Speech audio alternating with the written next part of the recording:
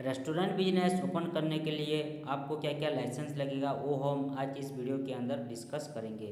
आप यहां पे देख पा रहे होंगे कि फेज़ 1 में आपको लगेगा उद्यम रजिस्ट्रेशन, जेड सर्टिफिकेट और एफएसएसआई फूड लाइसेंस। फेज़ 2 में आपको लगता है आईएसओ सर्टिफिकेट, ट्रेनिंग सर्टिफिकेट और फेज़ 3 में आपको लगेगा GST registration, labour licence and trade licence. अभी मैं आपको 1 बाय 1 लाइसेंस ओपन करके दिखाऊंगा। पहला जो है लाइसेंस वो है उद्यम रजिस्ट्रेशन। इस तरह का होता है उद्यम रजिस्ट्रेशन। ये एक सेंट्रल गवर्नमेंट का परमिशन वाला सर्टिफिकेट है और इसका वैलिडिटी लाइफ टाइम के लिए होता है। उसके बाद आते हैं जेड सर्टिफिकेट। ठीक है, जेड सर्टिफिकेट भी आपको लगेगा।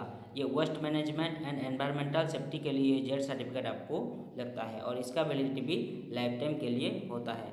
उसके बाद आते हैं फूड लाइसेंस। इस तरह का होता है फूड लाइसेंस। ठीक है, अगर आप ये रेस्टोरेंट का बिजनेस ओपन करेंगे, इसके अंदर आप जितने भी खाने या पीने का चीज़ जैसे कि हुआ नमकीन वगैरह हो गया, फास्ट फूड वगैरह हो गया, कोई भी मिठाई वगैरह, इसको आप सेल करने के लिए ये फूड लाइसेंस आपको लगता है। इसका मिनिमम वैलिडिटी 1 साल के लिए रहता है और मैक्सिमम वैलिडिटी 5 साल के लिए रहता है।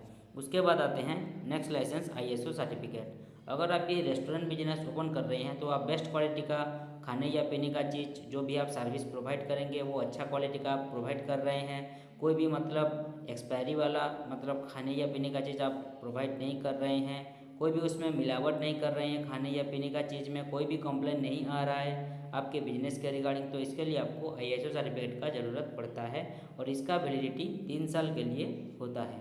उसके बाद आते हैं ट्रेनिंग सर्टिफिकेट। रेस्टोरेंट ओपन करने का आपको सही नॉलेज है बोलकर ये ट्रेनिंग सर्टिफिकेट आपको लगता है और इसका वैलिडिटी भी लाइफ टाइम के लिए होता है। उसके बाद आते हैं जीएसटी रजिस्ट्रेशन। जीएसटी रजिस्ट्रेशन भी आपको लगता है। इसका मतलब होता है गुड्स एंड सर्विस टैक्स। ठीक है, और ये पर मंथ एंड क्वार्टरली आपको फाइलिंग करना पड़ता है जीएसटी रजिस्ट्रेशन को। उसके बाद आते हैं लेबर लाइसेंस। इस तरह का होता है लेबर लाइसेंस। ये दिल्ली का है इसलिए ऐसा दिख रहा है और आपका स्टेट का ऐसा वाला लेबर लाइसेंस बन जाएगा क्योंकि हर स्टेट का अलग अलग लेबर लाइसेंस होता है। उसके बाद आते हैं ट्रेड लाइसेंस। इस तरह का होता है ट्रेड लाइसेंस। ठीक है, ये दिल्ली का है इसलिए ऐसा दिख रहा है। आपका भी ऐसा वाला ट्रेड लाइसेंस आपका स्टेट का बन जाएगा। उसके बाद आते हैं डॉक्यूमेंट्स। इसके लिए जो डॉक्यूमेंट्स लगेगा वो है बिजनेस ओनर की आधार कार्ड, उसके बाद एक पासपोर्ट साइज फ़ोटो कलरिंग वाला, उसके बाद पान कार्ड, उसके बाद रेस्टोरेंट का photo and business address proof. अगर उनका खुद का प्रॉपर्टी है तो इलेक्ट्रिक बिल या फिर प्रॉपर्टी टैक्स बिल लगेगा। अगर उनका रेंट का प्रॉपर्टी है तो रेंट एग्रीमेंट लगेगा। 100 रुपीज़ का स्टाम्प पेपर इसके लिए लगता है इंग्लिश लैंग्वेज वाला।